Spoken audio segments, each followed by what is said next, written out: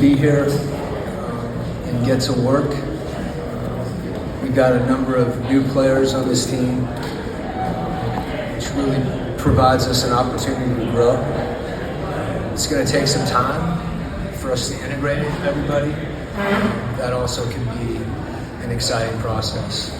Someone told me when we were talking about being young a lot last year, we're the third youngest team in the league. I think Charlotte and Brooklyn are younger than us, and to me that really speaks to the same opportunity that we have, with our new players. So that can be something that I think from the beginning that we embrace, and it gets back to working hard, and we can be patient and still be urgent. I don't know if they're other than the opportunity to grow, what do you like exactly about this roster construction with how you have so much depth at the five and in the front court?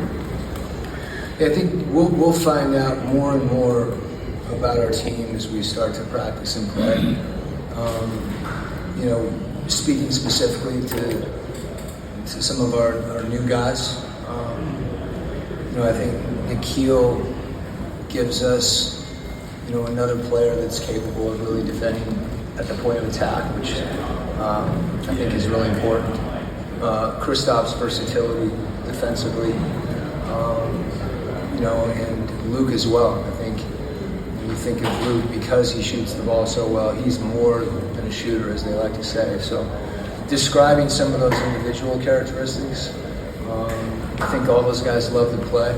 You can throw Ace in that bucket too. It's been fun to see his growth in a short period of time and his enthusiasm and passion. I think, our whole group, what it does excite me is I think we've got guys that, are passionate and enthusiastic about doing the work.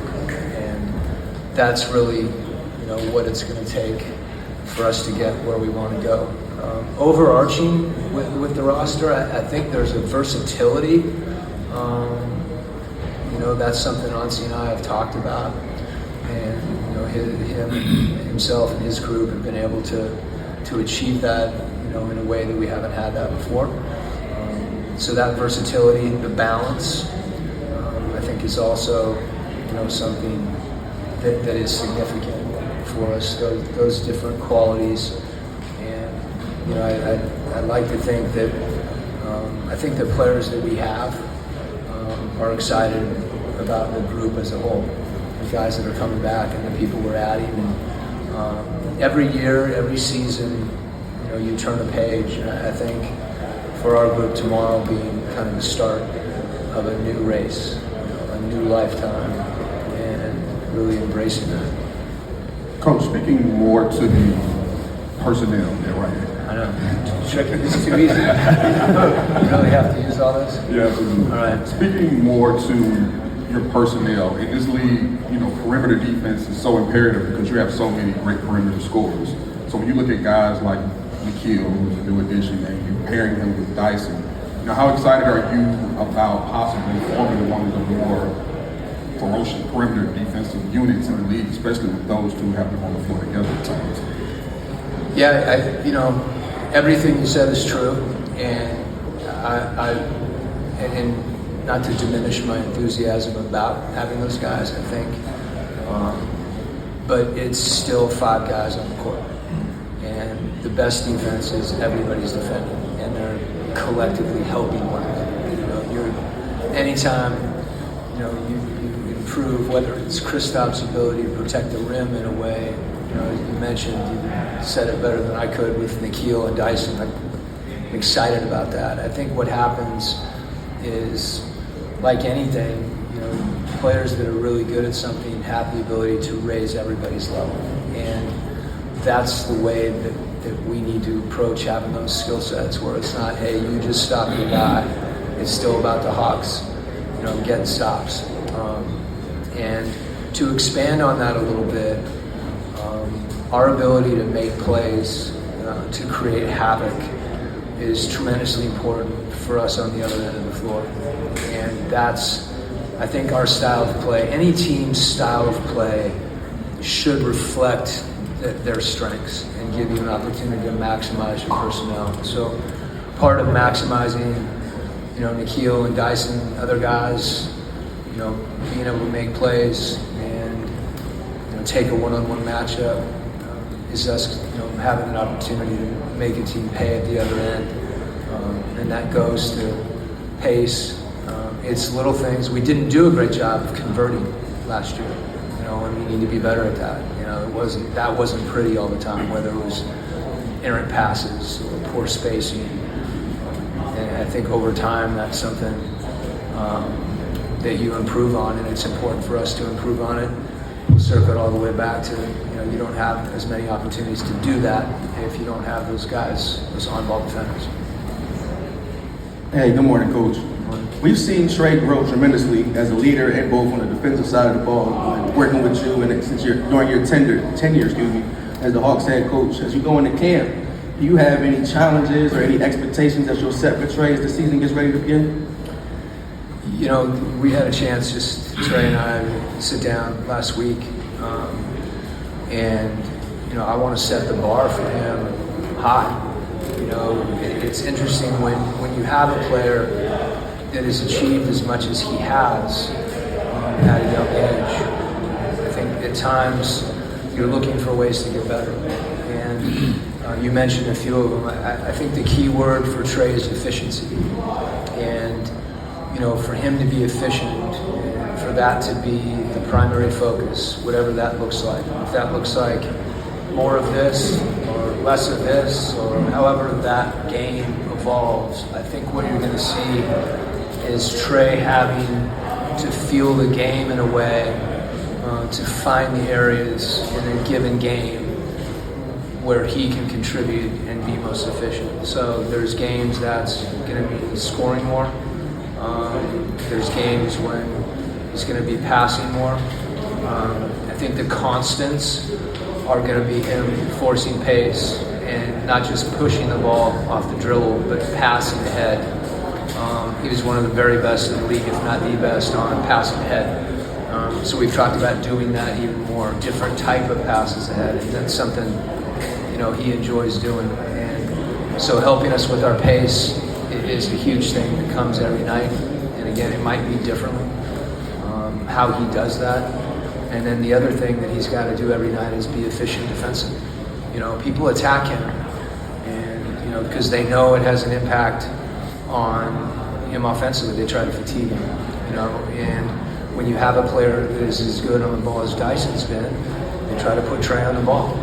It's like basic logic. So Trey understanding that, and taking pride in what his job is on the defensive end, again, that leads to team efficiency defensively. And one of the things we did talk about, was me challenging him. And that happens in a lot of different ways. That's not always going to be sitting up here or in a team format. It could be in the film, it could be in the locker room, it could be face to face, before, after, whatever the case may be. But he wants to get better every year. I think having some other players that really can mesh with him, his ability to help pull that group together, that's going to involve, I think, the word that I like to use with Trey all the time is evolution. And to me, his leadership is about him being efficient and doing the things on the court that help our team win.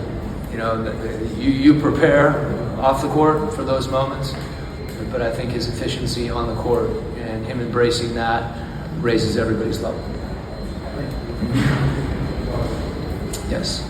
Coach in the back. You guys had acquired Luke Kennard here in the offseason. I think a lot of folks around the league probably think he is purely a shooter because of his high shooting percentage from beyond the arc, but our role he took on in Memphis was becoming more of an offense initiator and a ball handler. Just wondering how much you envision him being kind of a ball handler and offense initiator apart from Trey, and maybe less of just a spot-up shooter like many people probably still think he is. Yeah, I guess I see him as much more than that.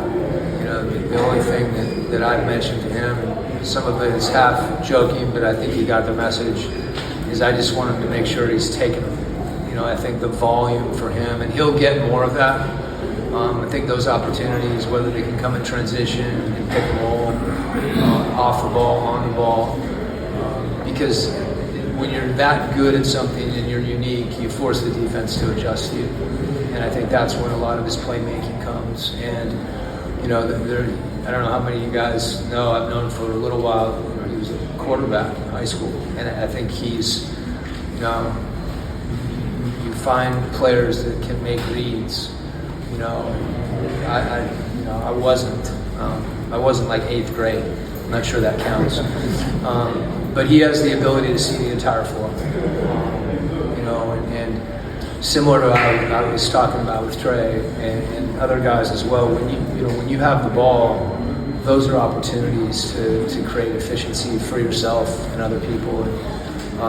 It hasn't occurred to me at any point that he is just a shooter. You know, and I think that's something. I think our guys are going to find they like playing with him. Yes. Coach, when you look at your roster, I know your depth's kind of only on paper right now until y'all get out there, but can you compare what you see on your depth chart to what you had in your other seasons as a head coach in the NBA? I've been doing this a little while, and I think the one thing that's consistent is that there's, you know, every year there's change. And I think in this case, it kind of feeds in itself. It's a little bit of a circular kind of analysis, and I think the versatility that we have is unique. You know, that may be, if I were to think back about some of the teams I've had, both here or previously, feel like we've got a lot of versatility. We have some multiple position players. We have a lot of combinations. You know, Onyeka and Kristaps, I think, can be really good together. You look at Nikhil and Dyson together. Like, you start building out those, you know, potential combinations. You know, I think Trey is clearly, you know, we're not going to be playing Trey power forward, so to speak, in a matchup situation. So, but his versatility is defined differently. It's a versatility of how he plays. So that's the first thing. You know, honestly, his group did a terrific job of understanding that this summer and bringing players in that have the ability to mesh like that. And I think the other thing is balance. You know, we've got some balance across our roster. And, you know, I say balance, you know, depth as well. Some of our younger guys that actually had opportunities last year because of all the injuries, you know, had a chance to get better. And, you know, where those players fit into a rotation, you know, we haven't started practicing yet. I think the biggest challenge with that is, you know, the balance between having continuity and having change, you know, on a game-to-game basis. For our team to be as good as I think we need to be and want to be, our players have to understand that every game is different. Not just from the standpoint that minutes might fluctuate or rotations are different, but every game is potentially going to require something different of different players. But we do have the ability and have the versatility, I think, whether it be matchups or style, you know, to play a few different ways. And we've got a group that, because there are so many new guys that create new combinations, I think I mentioned earlier, I think I said that we have to be patient, understand this is a slow burn, but that doesn't mean we can't be urgent about, you know, focusing and pursuing that.